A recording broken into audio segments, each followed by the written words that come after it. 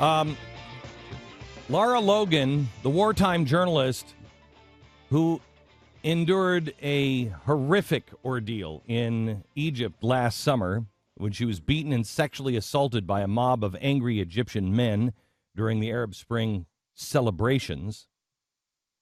She has a note for America, and that is the Taliban and other Islamic operatives are as strong as ever. She did a keynote address at Better Government Association annual luncheon last Tuesday, and she delivered what the Chicago Sun-Times called a provocative speech to 1,100 people who are in the government, politics, media, and legal corporate arenas. She said that the Taliban, Al-Qaeda, and its proxies have not gone away and are re-energized and coming back in force. She said the lie that these things are being decimated is coming from the American government. I chose this subject because, one, I can't stand that there is a major lie being propagated.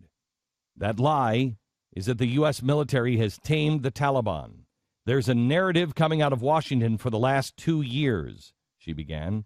It is driven by the Taliban apologists who claim they are poor, moderate, kinder, gentler Taliban. It is nonsense. She's a remarkable woman. She is a remarkable woman. She went on, she said, anybody who is saying that the threat of radical Islam is a thing of the past, you're not listening to what the people who are fighting say about this fight. In your arrogance, you think you write the script. I mean, if this isn't an indictment on Barack Obama and everybody in Washington on both sides that are not telling the truth. CBS foreign correspondent who broke the traditional journalist role by actually sharing her personal opinion with the group called for retribution for the slaying of the U.S. ambassador Chris Stevens. According to the Sun-Times, Logan hopes America will, quote, exact revenge and let the world know that the United States will not be attacked on its own soil, that its ambassadors will not be murdered, and the United States will not stand by and do nothing about it, end quote. I think Lara Logan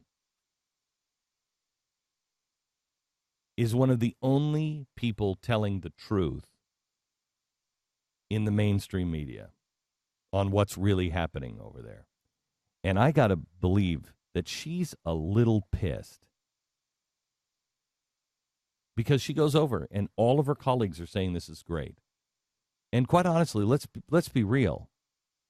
We had an American woman, a journalist, raped in the streets by a mob. And our journalistic system, completely broke down. Nobody said anything about it, really. I mean, there were stories here and there, but really.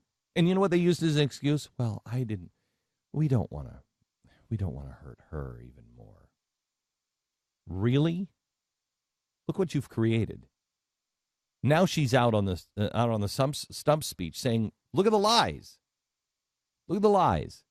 And notice what she said. The lies coming out of Washington in the last 2 years, not the last 4 years, last 2 years. What happened 2 years ago? Arab Spring, right?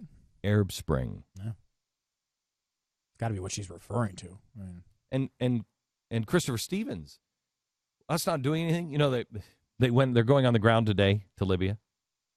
Really? Are they? Really? Now we're going to go. What do you think is left? What do you think is possibly left at that Libyan compound for us to even examine? I mean, CNN was there picking up journals from the ambassador. And there's more news. We find out there's letters, there's everything. We got everything. The president knew. The White House knew. They rejected security.